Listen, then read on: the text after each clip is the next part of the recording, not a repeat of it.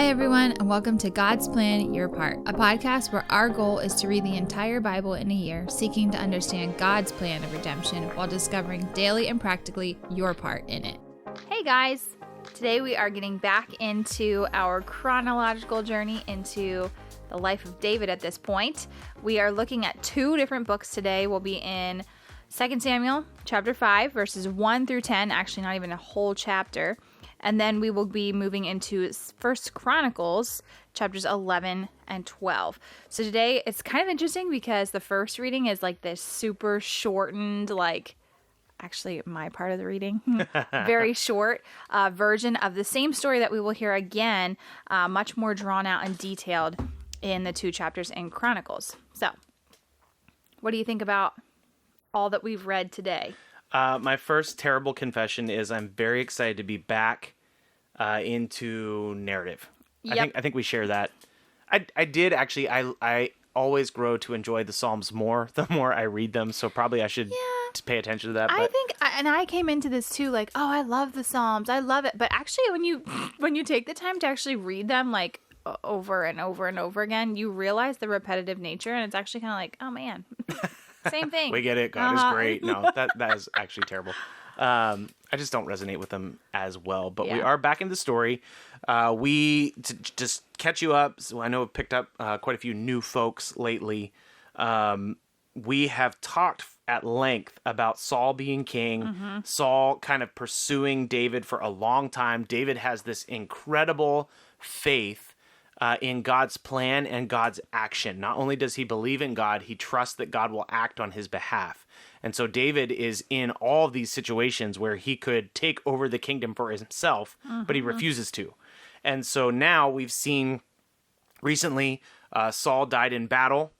His entire family died in battle. There was kind of like a civil war in Israel of sorts where Saul's descendants were trying to kind of run a parallel kingdom. David was trying to run a parallel kingdom. But he had all the rights to do it too, which is kind of crazy. Yeah, we actually talked about how that's what happens when you choose to follow people instead of God. I just mean like David was already, like he was king. Like, he was king the whole undercover. time. He was king the whole time, but there was still like all these hanging threads, and people got hurt and people died because they were not under God's leadership. They were under all these warring kings and politicians and those kinds of things. Not that there's anything like that today that would be comparable. But it's cool though, because now we're actually seeing like David take on the actual role in a way that like it's known and people see it. He's anointed. Like the tribes are in full support, so much so that it describes the tribes as your bone and flesh, meaning that they recognize each other as families, whereas before there was like a little bit of tension within the tribe, so much so that Judah's kind of like, tribe of Judah's just doing their own thing. Yeah. And in this instance, they all come together to rally behind the king. So that's actually the first interesting thing to me, is that it seems to me that David's resistance to take things into his own hands leads to this pretty incredible alignment of God's people. Perhaps in a way that wouldn't have been possible had David just killed Saul in the cave, or had David stabbed him through with a spear when they snuck up on him at the campfire. David, I almost said David doesn't have blood on his hands. He definitely does. David has killed a lot of people, but David is not someone who has murdered his opposing king. And because of that, God is able to pull these things together. And I don't know. All I know is what's in the text. And the kingdom comes together relatively at ease, and people are ready to follow David. I'm sure there's resistance. I'm sure there are people that are not totally into it. But isn't there something to be said, though, too, about the fact that, like, Saul knew that because Samuel, he came back and was like, Saul, it's not you anymore. Yeah, Saul, like, it's not Saul you. Saul goes crazy. So isn't there something interesting to be said about how the tribes separated and they're, like, fighting each other? They're all over the place because they're still following a king who's not actually king. Isn't there something to be said about that? So applicable to any kind of leadership scenario. Where there's bad leadership, there's tension everywhere. There's people don't know what to do. They're not sure where to go. They're not sure who to serve. We see that happening in the kingdom. We'll see that also under David eventually. But one of the things that is mentioned, it's mentioned in 2 Samuel and in 1 Chronicles 11, verse 9. 1 Chronicles 11, verse 9. And David became greater and greater, for the Lord of hosts was with him. Mm-hmm. That should strike you as like, oh, that is so different than what we've been hearing. Well, yeah, because Saul was like summoning the dead. He was like doing, like, again, the anointing did not rest on him anymore. It was on David the whole time. So, like, I think that speaks volumes as well. So, like, obviously, the person who the Lord chooses, that's where hopefully the people are going to go. And they were probably very confused under Saul. So, God blesses the fact that David is faithful. Yeah. God blesses the fact that David is obedient. And because of that, because that leader is obeying God's lead, the nation benefits. The people are not fighting each other for the most part.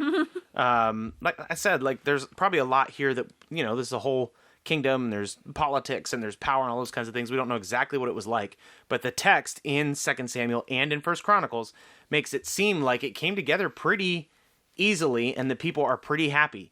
And immediately David goes to take over Jerusalem. Mm-hmm. So he gathers up an army, he goes into Jerusalem, he takes it over for himself, and he builds the city of David. It's actually still there. You can still go visit it today. The city of David is just kind of off the side of the Temple Mount in Jerusalem, and you can see it. So can you help me understand something a little bit before you keep moving on with that? So in the little section that I read, it was kind of like this awkward little like I don't know, like a little fight between David and what was it, the Jebusites who were in Jerusalem? Yeah, they should have been driven out, but they were not. Okay, but it says the inhabitants of the land, the Jebusites, said to David, "You will not come here, but the blind and the lame will ward you off." Yeah. I don't understand that. Like they're just like an they're old school basically threat? calling him weak. Okay. It's like when the little kid comes up to bat and you tell the outfield to move up. Okay. It's that like, makes sense, listen, guy, get out of here. But they take it over handily, and they rule from there, you know, for the rest of history. Mm-hmm. So that part just struck me. I was like, what? I don't understand. Like, it just feels like weird old school, like, trash talking. So we also today, this is kind of funny, but we rewatched Avengers Endgame recently. Oh my word! And this is so We're cheesy like reliving the and glory so bad. days when Marvel used back to be when good. Marvel movies were fantastic.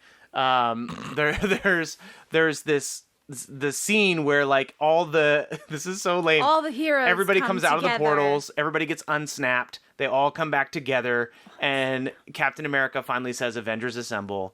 And you can watch. She whispers it. It was lame. I didn't like that. You can watch the crowd reactions. Theaters went insane because it was like everybody had waited for that moment. We basically get David's Avengers, known as his Mighty Men, and they are like they're literally like superhero proportions. I don't even know that was a good plug. Oh, come on, that was good. You just wanted to talk about it. That was good. Get out of here. It's not like they're coming back from like the dead. They were not snapped out of existence. Yeah, whatever. But basically, like we get the description of David's mighty men, and they are of like mythical proportions. Like at least two of them are like they could fight off 300 men on their own. Yes. One guy like killed this Egyptian giant who had a spear that was as heavy as a weaver's beam. Where we heard that before, David and Goliath. So there's like David is leading an incredible army with incredibly strong men at the head of the army. Mm-hmm. There's like leaders of 30s, and then there's like this powerful 3. So the Avengers of David assemble finally. But there is one thing I want to highlight. Chapter 12, verse 32 of Issachar. These are like, it's listing off like who the soldiers are and how many there are and how they're serving David. Issachar sent men who had understanding of the times and knew what Israel should do. 200 chiefs and their kinsmen under their command. I think that is like, that's a pretty incredible line.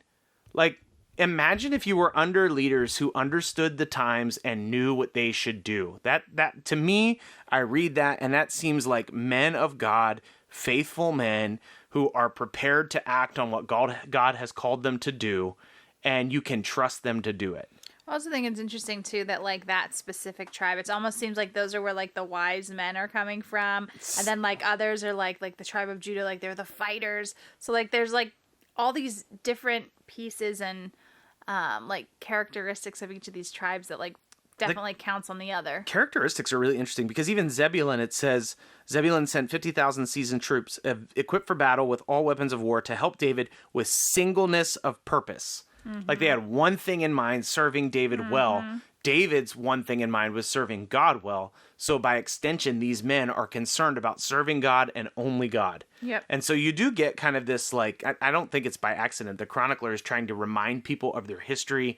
You get this idea that the guy that wrote Chronicles is saying, like, man, good times returned to Israel because Israel was under leadership that feared the Lord and honored the Lord and were concerned about the things the Lord was concerned about.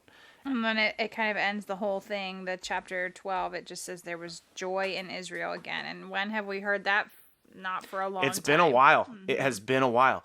And I think that is the point of these narratives. We have been through very dark times. You remember, it wasn't that long ago at the end of Judges where there's a giant civil war. They almost wiped out the tribe of Benjamin. There were incredibly heinous things that were happening. It was dark. And so the chronicler is telling people, like, hey, they stepped out of these dark times because they were under leaders who feared God. So today, as I'm reading over this text, I think that we desperately need exactly the same thing. Our culture is changing. Our context is changing. What the world needs is faithful people who have singleness of purpose and understand the times and know what they ought to do. We are called by God to be missionaries to our culture, to represent him to our world.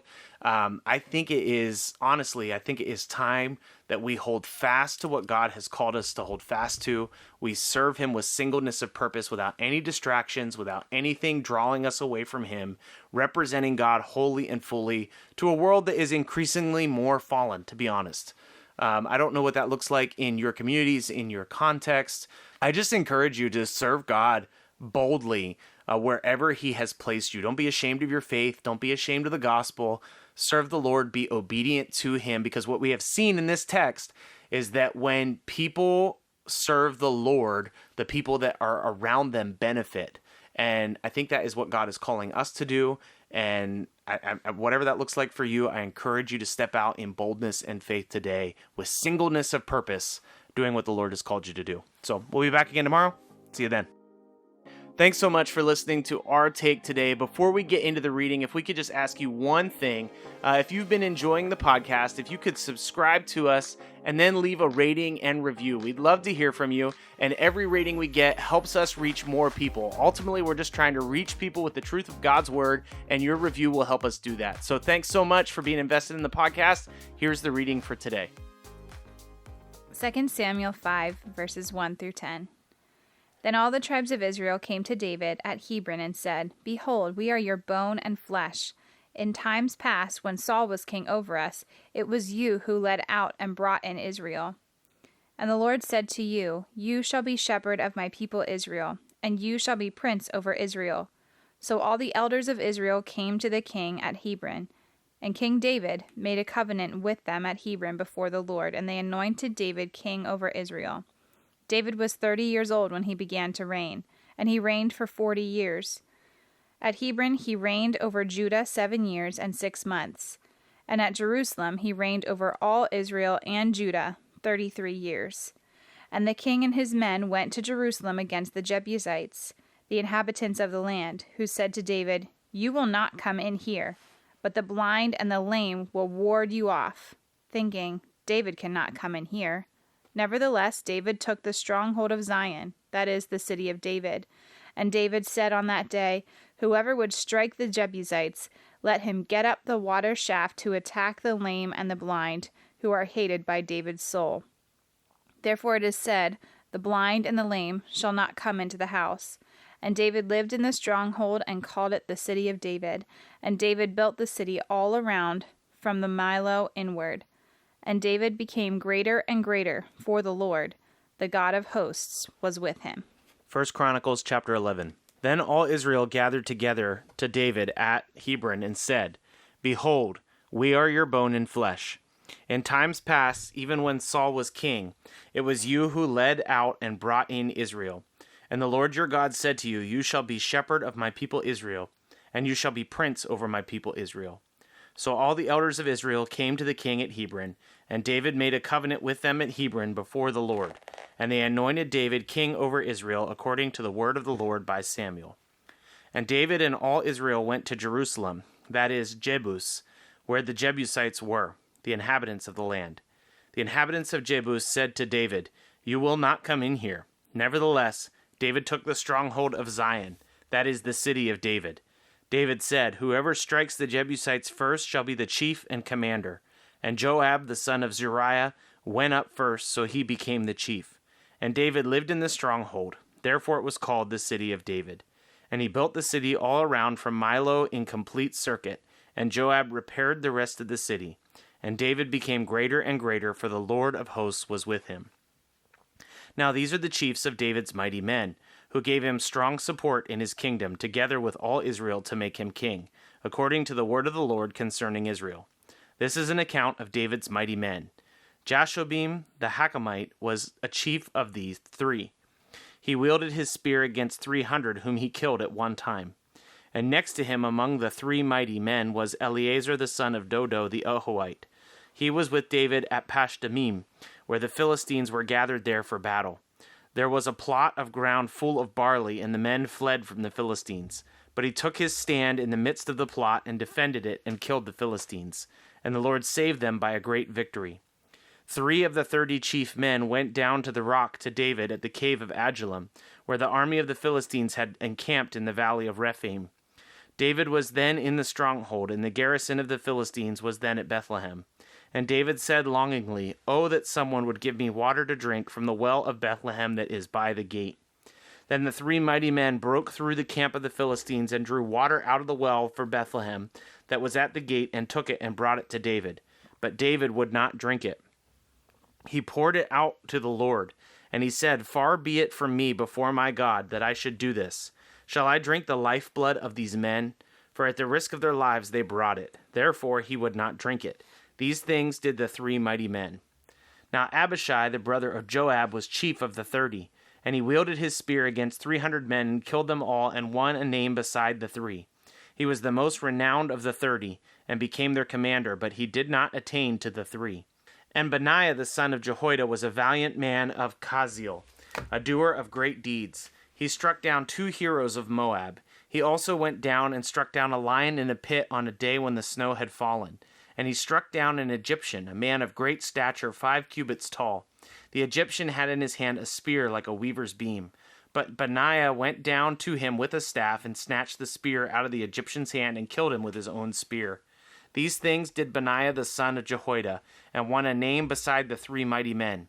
He was renowned among the 30, but he did not attain to the 3. And David set him over his bodyguard.